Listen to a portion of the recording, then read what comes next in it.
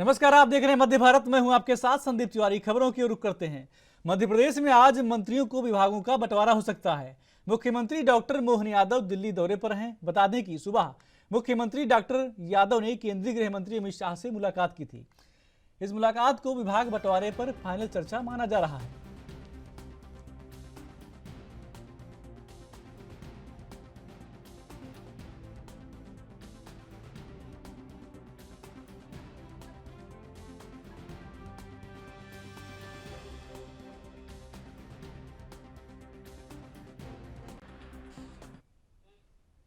आगे बढ़ते हैं। छत्तीसगढ़ के मुख्यमंत्री पद की शपथ लेने के बाद ग्रामीणों से मिलने पहली बार अपने गृह जिले जसपुर के विभिन्न गांव में विष्णु देवसाय पहुंचे। बता दें कि गुरुवार रात को दुलदुला ब्लॉक के चिरइंटाड पहुंचने पर ढोल नगाड़ों के बीच ग्रामीणों ने जोशीले नारों और भरपूर ऊर्जा के साथ मुख्यमंत्री का स्वागत किया।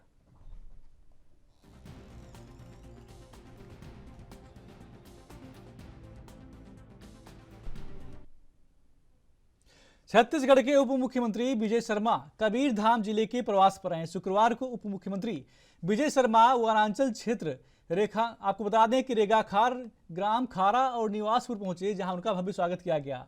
ग्रामीणों के बीच उप मुख्यमंत्री ने सभा ली। पहले ही प्रवास में ग्रामीणों ने हैंडपंप मंच सहित कई मांग कर दी। उन्होंने सारी मांगे पूरी करने का भरोसा दिया है।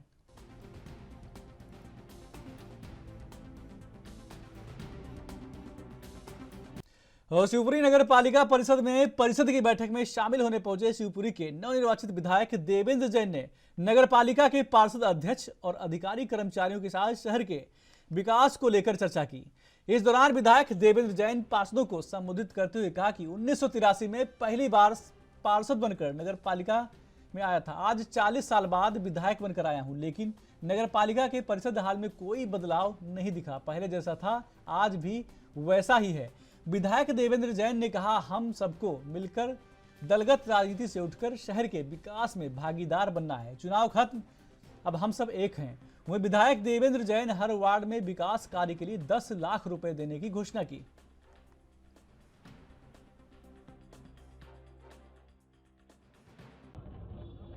जानता हूं कि देवेंद्र जैन का परिवार है। 40 साल पहले मैं पार्षद के रूप में बैठता था, आज पदेन सदस्य के रूप में उपस्थित रहा।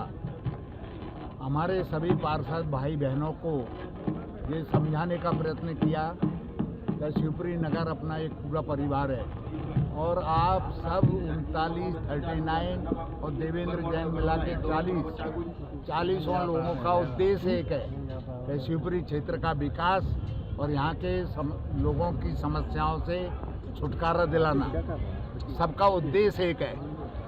सोच या रास्ते थोड़ा अंतर हो सकता है, तो अपन सामंजस्य सद्भाव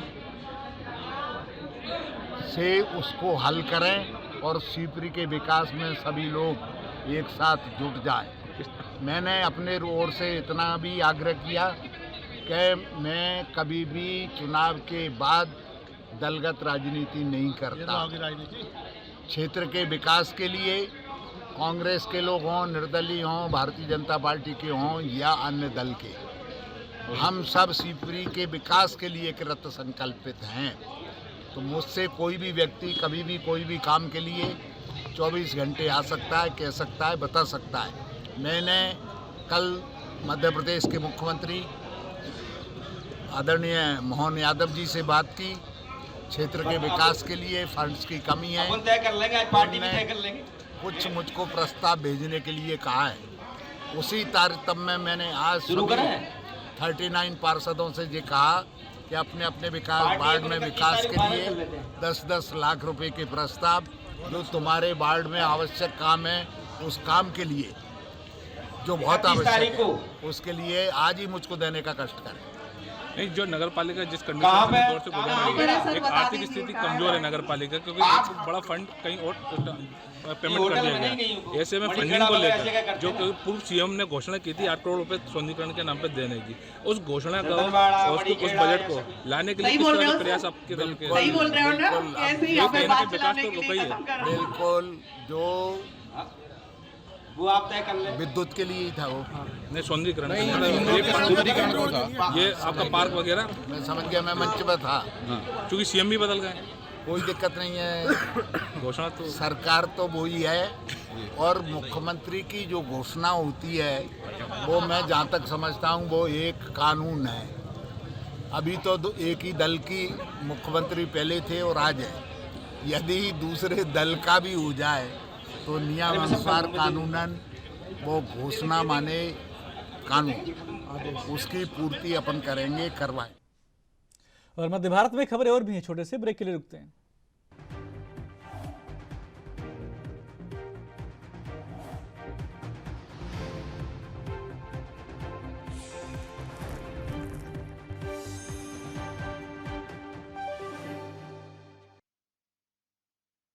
ब्रेक के बाद स्वागत है आपका। आप देख रहे हैं मध्य भारत, मैं हूं आपके साथ संदीप तिवारी। खबरों में आगे बढ़ते हैं।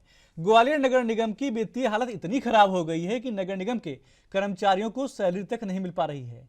जब यह जानकारी ग्वालियर नगर निगम की कांग्रेस पार्टी के महापौर शोभा सिकरावार को लगी तो उन्होंने निगम से मिली हुई कार उन्हें वापस लौटा दी। इसके साथ ही उन्होंने नगर निगम की कोई सुविधा लेने से इनकार कर दिया। दरअसल पिछले कुछ समय से ग्वालियर नगर निगम की वित्तीय स्थिति काफी खराब हो गई है।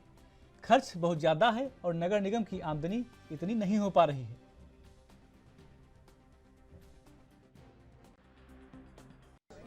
आज मैंने नगर निगम की जो वित्तीय स्थिति है वो सही नहीं है और शासन से भी कोई पैसा नहीं आ रहा है अभी, और किसी भी कर्मचारी को तनख्वाह नहीं दी गई। इसलिए आज मैं अपनी डीजल की गाड़ी वापस करती हूँ और सभी अधिकारियों से चाहती हूँ कि अपना सहयोग करें, क्योंकि सही बात है जो कर्मचारी है उनको तनख्वाह नहीं मिलेगी तो वो अपना घर परिवार कैसे भरण पोषण करेंगे। इसके लिए आज मैं ये पहल कर रही हूँ और सभी अधिकारियों से चाहती हूँ वो भी अपना सहयोग करें। और आगे बढ़ते हैं। अमरपाटन में शिक्षा विभाग की लचर व्यवस्था की तस्वीरें सामने आई हैं, जहां विद्यालय की जिम्मेदारों द्वारा छात्रों की जान जोखिम में डालकर परीक्षा आयोजित करने का मामला सामने आया है। जर्जर भवन में इस तरह से परीक्षा करवाने के बाद शिक्षा विभाग पर सवाल खड़े हो रहे हैं। वहीं इस मामले पर एसडीएम आरती यादव का कहना है कि मामला संज्ञान में आने के विभाग के अधिकारियों को जांच के निर्देश दिए गए हैं।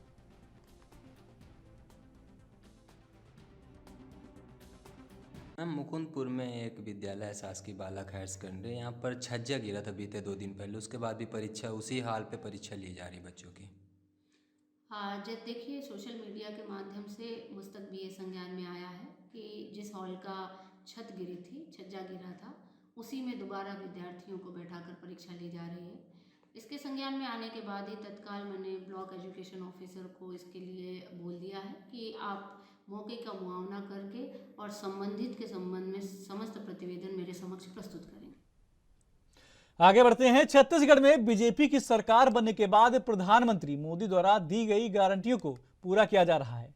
पूर्व प्रधानमंत्री अटल बिहारी वाजपेयी के जन्मदिन पर एक और गारंटी पूरी होने जा रही है। इस दिन किसानों को 2 साल के बकाया बोनस का भुगतान किया जाएगा। राज्य में प्रधानमंत्री मोदी की गारंटी पर छत्तीसगढ़ सरकार ने तेजी से अमल करना शुरू कर दिया है। बता दें कि राज्य के 18 लाख से अधिक परिवारों को प्रधानमंत्री आवास की स्वीकृति तथा किसानों से प्रति एकड़ 21 क्विंटल धान की 3100 रुपए में खरीदी के वादे पर अमल के बाद अब किसानों को 2 साल का बकाया बोनस का भुगतान किए जाने की तैयारियां जोरों शोरों से शुरू हो गई हैं।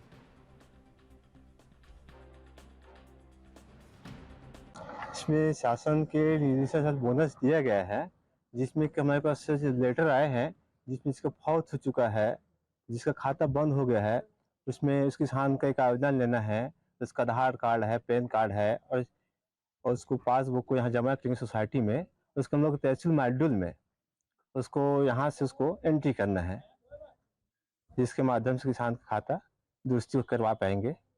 धान की उठाव तो भी अच्छी है, लेकिन और थोड़ा तेजी लाए तो समिति में जो आम की स्थिति हो रहा है उसमें खरीदी भी और बढ़ा पाएंगे हम लोग।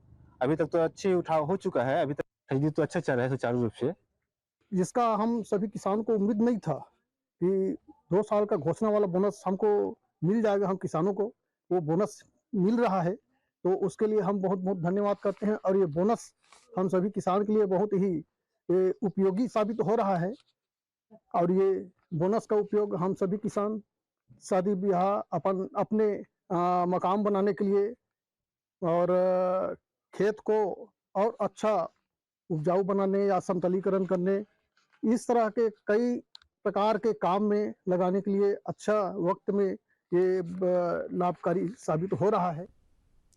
आगे बढ़ते हैं। मध्य प्रदेश के मैहर में 3 अलग अलग जगह पर पैराग्लाइडिंग करते हुए अज्ञात व्यक्ति देखे गए हैं, जिसके बाद इलाके में दहशत का माहौल बना हुआ है।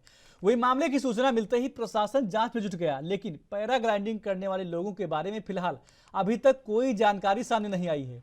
जानकारी के मुताबिक यह मामला जिले के जूरा, बरहिया, नादन और सोनवारी गांव का है, जहां 300 मीटर की ऊंचाई पर 3 अलग अलग लोग पैराग्लाइडिंग करते देखे गए हैं।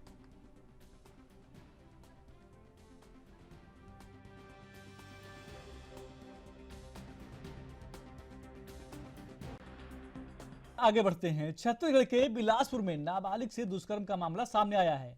वहीं पुलिस ने बिलाईगढ़ से आरोपी को गिरफ्तार किया है। जानकारी के अनुसार रतनपुर पुलिस को सूचना मिली थी कि ग्राम पोड़ी में नाबालिग बच्ची रो रही थी, जिसे थाना लाकर परिजनों के बारे में पूछताछ कर परिजनों को जानकारी दी गई। महिला पुलिस अधिकारी की पूछताछ पर नाबालिग लड़की द्वारा बताया गया कि 26 दिसंबर को ट्रेन से बिलासपुर चली गई थी।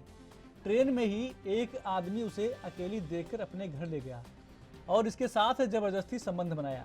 नाबालिग बच्ची के परिजनों की रिपोर्ट पर थाना रतनपुर में पॉक्सो एक्ट का अपराध कायम किया गया।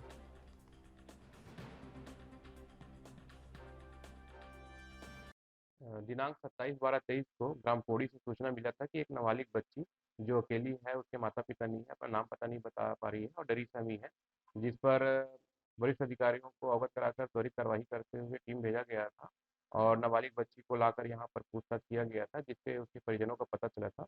परिजनों को बुलाकर पुनः महिला पुलिस अधिकारी से कथन कराया गया था, जिसमें यह बात सामने आई थी कि नाबालिग बच्ची जो बिलासपुर घूमने ट्रेन से जा रही थी और अकेली थी, जिस पर आरोपी भी उसी ट्रेन में था और उसे अपने साथ अपने घर ले गया था और घर में रखने के बाद दूसरे दिन उसको भीख मांगने अपने साथ ले गया और ग्राम पोड़ी में ही सुनसान जंगल में उसके साथ अप्राकृतिक संबंध बनाया था, जिस पर आरोपी की पतासाजी कर उसे गिरफ्तार कर न्यायिक रिमांड पर भेजा गया है। उप मुख्यमंत्री राजेंद्र शुक्ला ने सतना के चित्रकूट की बगदरा घाटी में प्रदेश की पहली काऊ सफारी बनाने की घोषणा की है। बगदरा घाटी में आयोजित समारोह में डिप्टी सीएम ने प्रस्तावित काऊ सफारी में करीब 10,000 गाय रखने की बात कही है। उन्होंने कहा कि इसको लेकर जिले के अफसरों को निर्देश दिए गए हैं। हम 15 दिन बाद यहां आकर काऊ सफारी का भूमि पूजन करेंगे।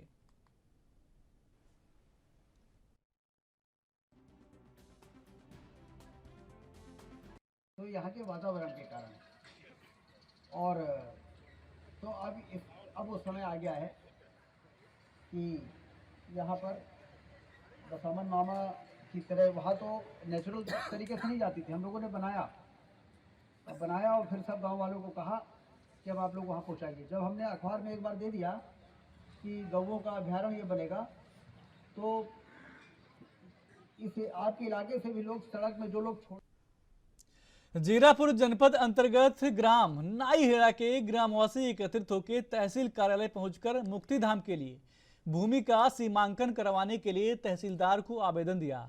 आवेदन में उल्लेख किया गया कि ग्राम नाईहेड़ा में मुक्तिधाम निर्माण हेतु ग्रामवासी द्वारा पटवारी से मौके पर सर्च के दौरान सर्वे नंबर शासकीय बताया गया, जहां मुक्तिधाम निर्माण हो सकता है।